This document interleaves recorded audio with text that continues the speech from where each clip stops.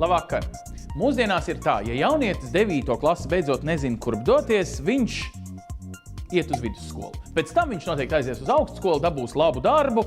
Tie pārējie, tie gan pēc 9. klases aizgāja uz arodskolu, kaut ko tādu it kā zemāku. Statistika ir pilnīgi savādāk. Patiesībā tie, kas arodskolas ir pabeiguši, tiek arī pie darba un labākas algas nekā tie, kas labi izglītojas, bet pēc tam kļūst par bezdarbniekiem. Šodien runāsim par arodskolu gan prestižu, gan to, ko cilvēks savā dzīvē var iegūt, ja no sākuma mācās arodu, un tā tikai augstās zinātnes. Viņš kustās. Es mācos 3. kursā, mums būs kvalificējies analītiskās ķīmijas tehnikas. Analītiskās ķīmijas tehniķis, kas tas tāds ir? Ko viņš dara pēc tam, ka viņam ir diplomas kabatā? Tas ir iespēja strādāt visādi veidi laboratorijās, ražošanā palīdzēt, piemēram, sintezēt kaut ko. Izvēle Latvijas uzskatu ir pietiekoši liela, un mums ir 2 ļoti lieli uzņēmumi. Grindeks un Olaina farmas, kur var Jūs kā uz farmāciju, bet patiesībā jau jūsu durvis, es saprotu, ir daudz plašāks, tikpat laba pārtiks industrija. Jā, bet es tieši gribu uz farmāciju. Tāpēc, ka labi maksā vai kas? Arī maksā un arī interesanti zāles ražot. Farmācija ir interesantāka. Tu zini, ko tu taisi tajā zālēs iekšā, jo paši jau mēs viņus lietojam. Gribās jau uzzināt, kas tur ir iekšā un kā viņas tiek pagatavotas un tā tālāk. Jūs pieņēmāt lēmumu vidusskolā darīt uzreiz 2 lietas – amats un vidusskola. Jā, tieši tā. Galva kūpes pieņem, ne? Nav tik traki, bet jā. Pēc šīs skolas jums varbūt ir plāni iet vēl tālāk tad? Es domāju, vēl uz farmaceitu varbūt iet tālāk. Bet tas ir saistīts arī ar dzimtu. Es pieņemu, ka te Olainai varētu būt arī jūsu vecāki ir saistīti ar Olaina farmu, ne? Jā. Es gribu uz praksi iet uz Olaina farmu. Nākotnē 4. kursā. Viss Latvijā jāreiz nevar. Tu neskaties, viņas saspiedus. Ko saka jūs vecie klases biedri, kur varbūt te nav apkārtnē? Viņi saka, tu pareizi izdarīji vai? Viņi saka, ka es nepareizi izdarīju, ka man vajadzēja braukt uz ārzemēm mācīties. Bet es kaut kā domāju, ka Latvija ir Latvija un jāpaliek ir.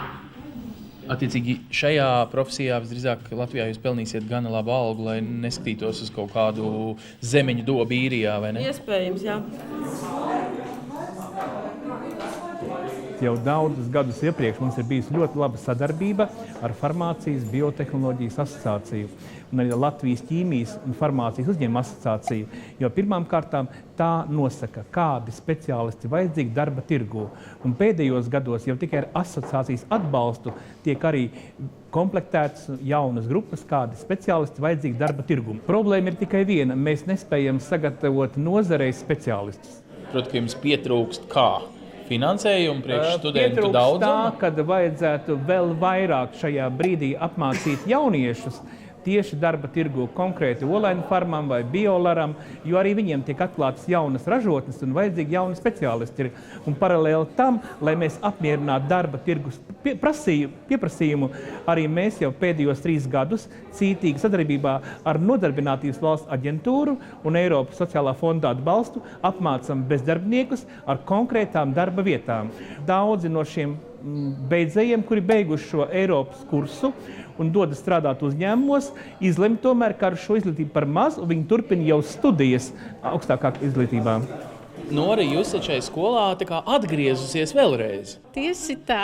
Vispirms es šeit pabeidzu kursus, un tagad es atgriezusies. Patreiz studēju vides tehnoloģiju. Kas tie bija pa kursiem pirms tam? Pabeidzu ķīmisko procesu tehniķu kursus. Bet tie bija nevis skolas kursi, bet Nodarbinātības aģentūras kursi šajā skolā organizētie. Jā, tieši tā. Un tad jūs dabūjāt darbu Grindeksā. Jā, pēc tam es dabūju darbu. Es saprotu, jūs pirms 2 gadiem tad Nodarbinātības aģentūras dēļ bijāt no kādas citas profesijas aizgājusi, vai kā jūs tā krīze, tā teikt, samala? Jāsaka tā, strādāju par Kopētavā par vadītāju. It kā jau arī nedaudz ar ķīmiju, bet tomēr citā sfērā tas bija. Un jūs sapratāt, ka jums kaut kas pietrūkst vēl pilnai laimē, lai strādātu Grindeksā, ka zināšanas ir pamaz, vai jūs gribat galvenāko amatu dabūt, ja esat atpakaļ skolā? Gan tā. Es galvenokārt gribēju uzlabot savas ķīmijas zināšanas, Un otrs ir, kad arī Grindeksā ir tāda vieta kā vides aizsardzība. Un tādā veidā es varētu būt konkurētspējīgāka. Es uzskatu, tās reorganizācijas, kas notiek pašlaik izglītības sistēmā, gan profesionālā izglītībā, gan augstākā izglītībā, nesīs kaut kādu pozitīvu lēmumu, jo nav noslēpums, ka mums ir daudzas lietas un daudzas profesijas, kur tiešām ir pārprodukcija, un kad cilvēkam jānāk mācīties, ir atkal vēlreiz par valsts līdzekļiem, jātērē dubultā valsts līdzekļi, lai viņš saņemtu sev kādu profesiju un iet darba tirgū. Latvijā mums jābūt pirmā vietā un arī procentāli jauniešiem jāmācās vairāk profesionālā izglītībā, ne tikai vispārējā izglītībā. Andri, tiešām ir tā, ka jūs savā farmācijas asociācijā nodiktējat skolai, cik daudz mums vajadzēs pēc 3 gadiem tādas profesionāļus un tagad māciet šitos un tiem lieciet mieru? Es neteiktu, ka tas ir diktāts, ja tas ir vienkārši kopēja sadarbība gan izglītības ministrijai, gan valsts satura centrām, gan valsts nodarbinātības aģentūrai, gan darba devējiem. Tas ir kopēja sadarbība, lai pēc iespējas vairāk attīstītu darba vietu, bet, teiksim, pie jaunu programmu izstrādes un veco programmu uzlabojumiem mēs sākam strādāt 8. gada beigās, un tātad pirmās programmas sagatavojām uz 2009. gada mācību gada. Un no tā laika mēs principā uzlabojam programmas un sastādām jaunas. Skatāmies, kas tieši asociācijas biedriem būs nepieciešams, kādas profesijas jau ir Olainas koledžā un kādas vēl būtu nepieciešams, kādas programmas mums nav. Pamatprogrammas jebkurai ražotnei tā ir pati ražošana, ja, tālāk ir kvalitātes kontroles sadaļa, inženiertehniskā sadaļa un kvalitātes nodrošināšana, kas saistīta ar darba drošībām, vides problēmām un pārējām palīgu darbībām. Šī ir ļoti labas sadarbības piemērs, un es ceru, ka tādi piemēri Latvijā būs vairāki, kad gan darba devēji, gan saturnieki, kas mazliet plāno jauniešu darba tirgu un nodarbinātību, var atrast kompromisu un kopā darboties, un ieguvēji jau ir skolēni. Šis ir labākais, laikam, piemērs, kur rūpinājot ir notikusi šī jūsu ministra nosauktā, ka būtībā arodskolu privatizācija asociācija rokās. Un es saprotu, koki varētu būt vēl viens tāds veiksmīgs piemērs valstī ar Ogres skolu un kaut ko. Iespējams, ka turisms, iespējams, ka pārtikas ražošana, jo tur, kur var atrast jomas, kur pēc tam cilvēki var atrast darbu un arī veidot individuālus uzņēmumus, tas jau arī ļoti svarīgi. Tad turpmāk valstī mēs slēgsim ciet tās skolas, kuras apmāca lielākoties labi apmācītus bezdarbniekus. Mēs nevienu neslēgsim ciet, tieši otrādi mēs meklēsim iespēju, lai šos labos piemērus, kurus gribēju gan teikt, ka diezgan būtiski arī skatoties uz Eiropas 2020 mērķiem, ir diezgan būtiski paskatīties, kas notiek ar jauniem cilvēkiem, kā viņi var atrast darbu, bet kas notiek arī tiem, kas kādā noteiktā vecumā pārdomā. Un tad ir vieta, kur viņi arī var izdomāt, ka vien brīdi biju vienā profesijā, piemēram, biju skolotājs, kas nav labs piemērs, un tomēr biju skolotājs un pēkšņi izdomāju nodarbošos ar individuālo darbību, vai mani pēkšņi interesēja farmakoloģija, piemēram. Ja? Un te ir iespēja arī neatkarīgi no vecuma apgūt vēl un vēl profesijas. Jo pati galvenā lieta, kas šobrīd, manuprāt, pietrūkst gan augstskolā, gan augstākā izglītībā, gan profesionālā izglītībā un arī varbūt vidusskolā, ir izmēģināt darbus. Ir praksē pamēģināt vienu otru lietu, lai paskatītos, to es negribu, to es nekad dzīvē nedarīšu, vismaz tuvākajā 5 gadē. Vai tieši otrādi, tas ir tas, ko es izrādās gribu. Jūs izvēlējāties arodskolu un esat pārlaimīgs, ka neaizgājāt uz Videni. Es domāju, vispār mums Latvijā tā izglītības sistēma, piemēram, pat blakus Baltijas jūrai, otrā pusē Skandināvija, kurā ir tās tautas augstskolas, kur arī es esmu beidzis. Jā, mums ir vēsturiski populāri. Vēsturiski populāri. Kas ir tautas augstskola Latvijas? Tas ir viens gads pēc vidusskolas, kad tu pamēģini vairākas profesijas, kuras tu gribi, un tas tikai gada laikā. Ko es tā gada laikā sapratu, tā ir super, un daudzi pamēģina to, viņam sapnis, ka būtu pa aktieru. Nē, viņš aiziet pie mums tie 4 vai 5 gadi, es nezinu precīzi. Tu iestājies, tu esi sācis, un tad ir tā kā jābeidz. Jā, tā kā tētis tā kā dusmīgs, ka tu draugi, sāki, ja nevar kredīts pabeigt. un vispārējais. Ja, un tad, bet tur ir tas viens gads, kur laikā tad daudzi pilnīgi noteikti saprot, ka tas nav viņam. Mēs esam uzsākuši mazliet diskusiju, vienkārši izmetot ideju, vai Latvijā, teiksim, tradicionālā izglītības sistēma, skolotāji vecāki, īstenībā jau vecāki lielākā daļa, vai, kā viņi skatītos, ka iedot jauniešiem šo 1 gadu.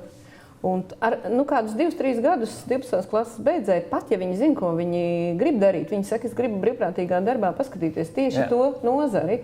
Vai ir vērts ieguldīt un skatīties tālāk, vai nē? Šobrīd to var izmēģināt ar Eiropas atbalstu, braukt uz citām valstīm izmēģināt. Jūs sakat, ka to pašu var izmēģināt. Protams, arī šeit uz vietas. Mēs pašlaik diskutējam, jo parasti viss apstājās attieksmē. Vai bez pieredzē. Jā, ka tas ir cilvēks ar vēju galvā, ka viņš pats nezina, ko viņš grib, un tas ir slikti uzreiz. Un tradīcijās. To gadu Norvēģijā nodzīvojot. Un man blakus ir manā istabā, es kopā dzīvoju. Katru dienu satiek cilvēks ar super veselību, izglītību un tā tālāk un ambīcijām. Un viņam ambīcijas ir kļūt vienkārši par elektriķi, kurš velk vadus, vai vienkārši par autobusu šoferi. Tas viņam liekas, ka tas ir super. Var teikt, tur jau gan viņš ir iztērējis daudzus gadus savā dzīvē, mācoties šo galveno zinātni, un beigās saprotot, ka viņš grib arī... Viņš pēc tās vidusskolas uzreiz tautas augstskolā, un piemēram, viņam pēc tam viņš negrib augstāku izglītību. Norvēģijā viņš to zina, ka negrib. Lielākā daļa jauniešu skaidri zina, ka viņi negrib augstāku. Latvijā piekrītiet par to, vai kautrēties. To nedrīkst skaļi teikt, ka es negribu iet augstākajā izglītībā. Mums tas nav tā, man tā liekas. Es nezinu, kāpēc, bet tā ir mana iekšējā sajūta, ka Latvijā ir augstākā izglītība. Tas jau pats par sevi ir labi. Bet man liekas, ka tā ir viena no vērtībām, un tā ir vērtība. Un man liekas, kas ir grūti, ko arī es savā uzņēmumā jūtu, kad ir vairāk cilvēki, kas ir viņam augstāka izglītība, un pēc tam viņš iet uz arotvidusskolu. Bet tas ir grūti nokāpt atpakaļ, jo tu kāp uz zemāku līmeni. Paskatīsimies, kas ir arboristi, un tad parunāsim par to prestižu jautājumu pēc tam. Arboristi ir pilnīgi jauna profesija Latvijā, rietumos kaut kur jau pat salīdzinoši iesakņojusies. Un jautrība ir tāda, ka šo profesiju var gada laikā ērgļos dabūt ar visu diplomu un tad visu atlikušo mūžu kāpt kokā un pelnīt daudz naudas. Nu ko?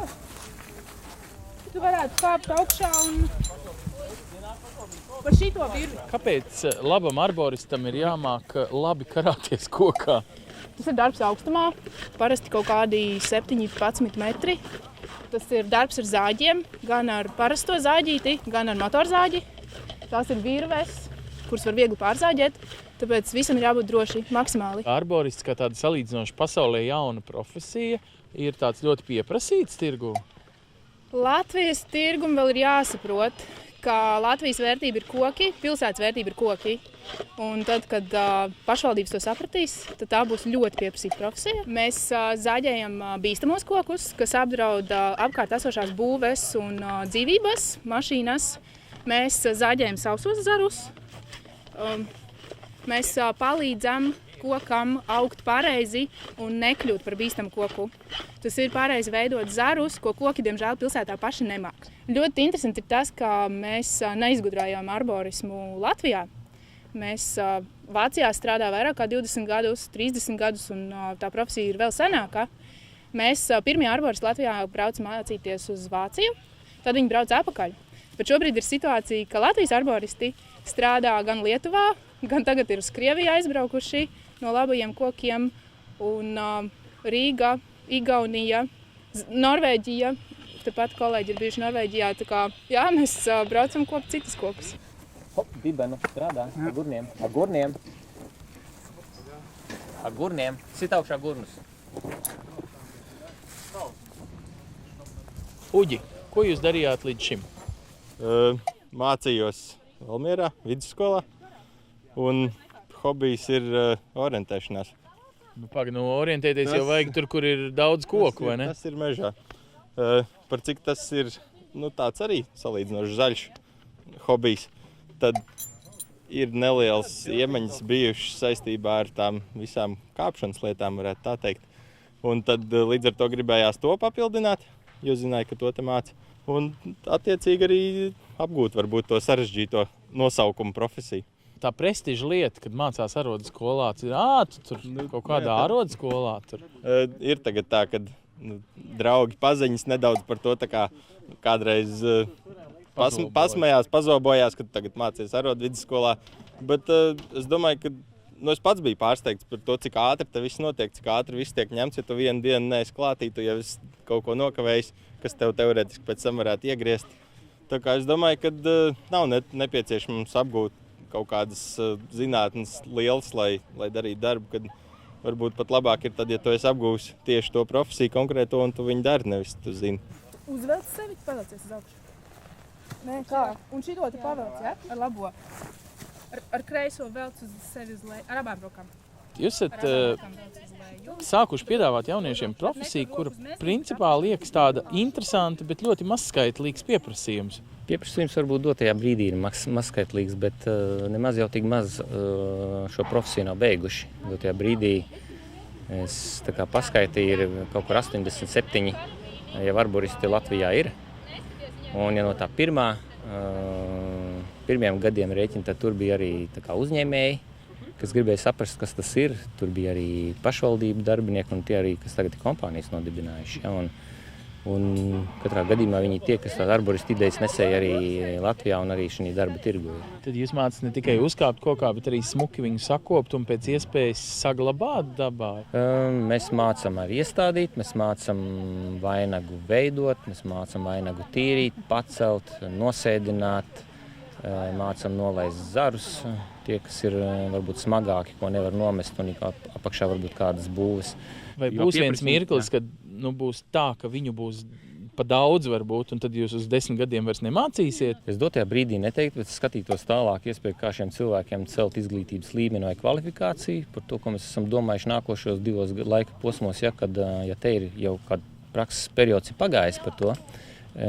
Šī darbā tad jau ir plānots Eirofondus izmantot to, ka, lai strādātu pie koku tehniķa līmeņa, kas inspicē kokus, novērtē kokus, palīdz pašvaldībām atrisināt šīs problēmas. Un tas ir, un šī profesijā, es domāju, mācību laukā ir ļoti liels iespējas tālāk attīstīties un piedāvāt kaut ko kvalitatīvu pašvaldībām savu īpašumu uzturēšanā, sakopšanā. Ir aizgājis? Jā, var visiem zariem.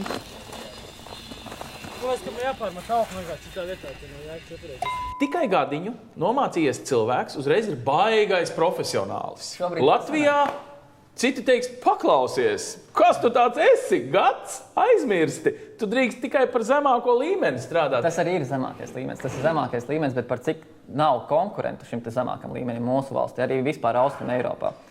Liela valsts, Krievija blakus, un tad mūsu šai profesijai nav konkurentu. Un tāpēc tas, kurš iemācās drusku, viņš zina vairāk par visiem dārzniekiem, par visiem mežģiniekiem, viņš zina vairāk. Taisni šī jomā. Man tā liekas, arī šobrīd tiek jau domās par to, ka taisīt to nākamo, kas ir koku tehniķis jau līmeni. Kurš būs tas, kurš ir normāls līmenis, bet lai viņu veidot, vajag jau pa priekšu uztaisīt 50 vai 100 tos, kas ir no kuriem kāds ies tālāk. Lai iet tālāk. Te ir viena laba ideja, tas dinamiskums un tās izmaiņas, gan pēc tā, kuru profesiju vajag vai kuru profesiju ar laiku nevajadzēs.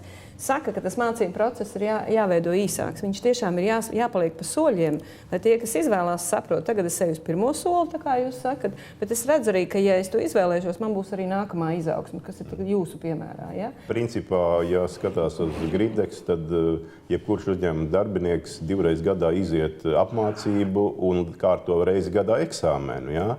Un ja nenokārto, tad ārā no darba? Nē, principā viņam dodas nākošais laika periods, lai viņš to eksāmenu nokārtot. Ja nenokārto, bet kā tad viņš var strādāt, ja viņš nezina to, ko viņš dara? Un tas palīdzēs viņam tajā karjeras un tāda naudas izaugsmē, jebkur tā joga, ka...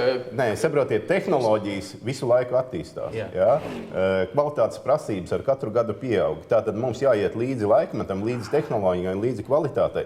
Un ja mēs nemācīsim viņiem līdzi, mēs atpaliksim un nevarētu konkurēt pasaules tirgos. Labi, paskatīsimies uz šo pamatprincipu, jo man liekas, šī mūžīgā mācīšanās ir arī kaut kas jauns, kas vienam otram iesīkstējušam cilvēkam Latvijā ir jāpieņem kā realitāte, lai izdzīvot mūsdienās, sākot no mobilā telefona, apgūves, beidzot ar tiešām pavisam nopietnu lietu. Kā tas ir, ka tev blakus ir kāds jāapmāca? Varbūt pat traucē strādāt, ne?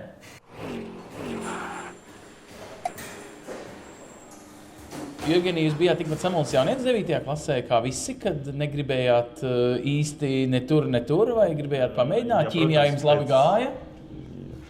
Neteikšu, ka ķīmija labi gāja vai slikti gāja normāli, bet pēc 9. klases, kā jau jebkuram jaunietim, tā tālākā nākotnes tas ieceres vēl tā kā nav zināms. Ja? Mērķis bija dabūt vidu izglītību, bet kura joma darboties, ko darīt, tas vēl nebija saprotams. Un man likas, ka tā profesionāla izglītība dos man to ieskatu. Tad, ko tad tu tieši dari? Tad pēc Olainas skolas, kur jums bija jāpavada 4 gadi un plus vēl tā garā praksa, jūs jau faktiski bijāt ticis arī pie reāla darba. Jūs tikāt Grindeksā.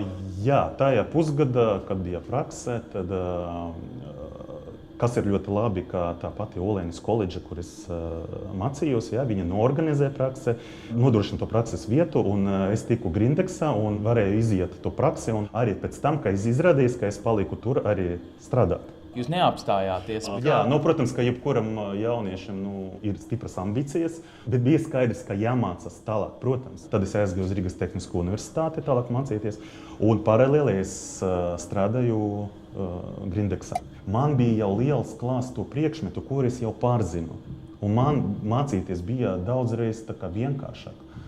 Un citiem cilvēkiem es redzēju, jā, viņi vidusskola mācījās ļoti labi, bet viņam nebija vienkārši fiziski to priekšmetu, ko zināju jau es. Tad jūs gribat teikt, ka šī kombinācija ar praktisko skolu Olainē un teorētisko augstāko izglītību Rīgas Tehniskajā universitātē bija tieši tas, kāpēc darba devējs jums paskatījās kā uz interesantāku gadījumu nekā vienkārši Rīgas Tehniskās universitātes teorētiskais diploms? Noteikti darba devējiem bija tas kā liels plus, jo tagad no savas pieredzes, tagad es esmu cilvēks, kurš arī pieņem darba darbiniekus. Protams, ka es skatos, ja ir vide izglītība un viņš varbūt mācās universitātē. Tas ir labi, ok, man jāskatās, kas pa cilvēku, bet ja es redzu, ka viņš ir beidzis profesionālu kaut kādu izglītību, to pašu arī koledžu, valsts tehnikumu, ja, tad man ir skaidrs, ka viņam ir priekšstats. Viņam ir priekšstats, viņš zina, ko viņš dara, un ko viņš darīs un ko viņš grib. Atnākot uz šejieni, es sapratu, ka šitā ir farmaceitiskā firma, un skolā vispār mēs par to, par visām tām zālēm, ne par ko, it kā nebijam runājuši. Tur bija tikai visādas analīzes par visādu citu lietu. Bet uz šejieni atnākot, es redzu, kā taisa sīrupus, kā taisa gēlus. Es redzu, kā to visu taisa, kā visu jauc un no kādiem ingredientiem tas viss vispār sanāk. Un, kad es to redzēju, man ļoti patika vispār. Es domāju, ka es iešu uz augstāko izglītību, jo vienkārši ar to būs vēl labāk. Pēc tam būs vēl vieglāk atrast kaut kādu darbu un varbūt arī labāku par šito. Bet, protams, ja man piedāvātu darbu, es neatteiktos, bet es sarunātu kaut ko tādu, lai es varētu gan mācīties, gan strādāt. Jevgenija, tagad jūs darbā esat paņēmuši Annu praksē. Vai jūs uz viņu liekat arī cerības, ka viņi ir jūsu nākotnes darbinieks? Protams, es skatos ar tādu domu, kā ar topošu nākamo darbinieku, jo jāsaprot arī, ka zāļu ražošana, farmācija ir ļoti specifiska joma, un labam kadram, sagatavotam ir ļoti liela vērtība. Asociācija kā tāda katru gadu piešķir prakses vietas apmēram 120 līdz pat 160 prakšu vietām. Teiksim, Grindeksā vairāk par 100 vietām katru gadu tiek iziet jaunieši dažādās programmās prakses. Tas ir mirklis, kad jūs visdrīzāk arī noskatāt sev lietas kokus. Visa apmācība perioda garumā viņam ir 6 mēnešu prakse. Pēc tam atnākot uzņēmumā, viņam vēl ir 3 mēnešu pārbaudas laiks, tātad uzņēmums 9 mēnešus var vērtēt jauno darbinieku. Un mazs uzņēmums, kā labie koki, var atļauties kaut ko tādu, kā Grindeks var atļauties. Sackārties, ja uzņēmums paplašanās un viņam vajadzīgi jauni kadri, un tas ir vienīgais veids ņemt praksi. Arī mēs ņemam, ir 3 vietas, kur Latvijā mācās cilvēki, kas mūs interesē. Tas ir Buldu dārzkopības vidusskola, kas dārznieki mācās profesionālu izglītību. Šī jomā vienīgā konkurētspējīga Baltijā un tā tālāk arī. Tradīcijām un tā. Man liekas, ka tur arī, ja kādam interesē, tas, protams, vispār nedomāju to stāties. Otru mums interesē Latvijas Lauksaimniecības universitātē ēnu arhitekti, kas ir atkal, kas māk tur to dizainu. Mēs tur tā augstāk, ka nesamāk, bet vienkārši cilvēki, kas kaut ko mūsu jomā. Un tad trešā ir ērģi, un no visām šīm 3 vietām mēs ņemam praktikantus, un tikai tā var tikt pie mums darbā. Bet tagad arodskola ir kaut kas, kas ir tāds arodskola. Drusku zemāk pa augstāko noteikti. Nu, Bet dažos gadījumos arī kaut kas netik labs kā vidusskola. Tā ir ļoti laba piezīme par prestižu un visu citu. Mēs šobrīd mēģinām dažādos veidos profesijas prestižu, bet mēs visu laiku runājam šodien arī par domāšanas veidu.